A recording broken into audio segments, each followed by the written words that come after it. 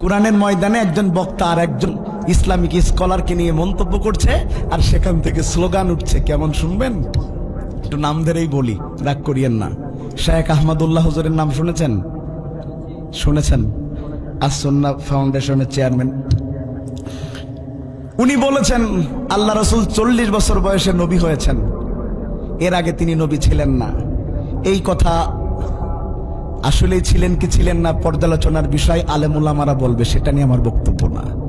এখন মুহতারাম গিয়াসউদ্দিন তাহেরি হুজুর বলছেন এটা আমরা মানি না, ওনাকে 48 ঘন্টার মধ্যে এই কথা এক্সপান্স করতে হবে, নতুবা আমরা আন্দোলন দিব। এই কথা বলা শেষ, একজন তখন মিছিল দিচ্ছে তার পাশ থেকে, কি বলে জানেন? আহমদুল্লাহর 2 গালে জুতা মারো তালে তালে। আমরা তো সহিষ্ণু জাতি।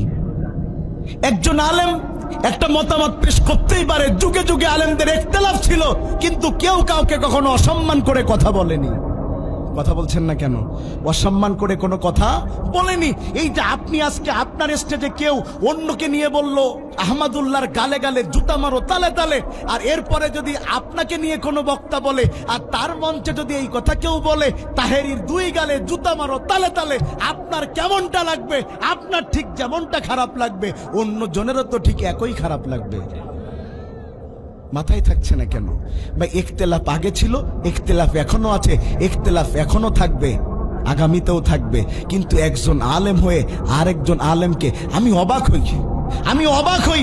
একজন আলেম একটা কথা বললে তার প্রতিবাদে 48 ঘন্টার মধ্যে আপনি আন্দোলন দিতে চান, অথচ এদেশে ইসলামের বিরুদ্ধে, আলেমদের বিরুদ্ধে বারবার কত কুলাঙ্গার কথা বলেছে, তার প্রতিবাদে আপনাদের তো মাঠে নামতে দেখা যায় নাই। কেন আলেমদের বিরুদ্ধে মাঠে নামতে চাচ্ছেন? সুন্দর না।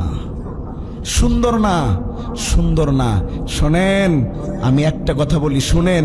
জিকির আলাদা আলাদা হতে পারে, মাযহাব আলাদা আলাদা হতে পারে, মসজিদ আলাদা আলাদা হতে পারে, কিন্তু একটা কথা মনে রাখতে হবে, আমাদের একটাই টার্গেট, দ্বীন কায়েমের টার্গেট।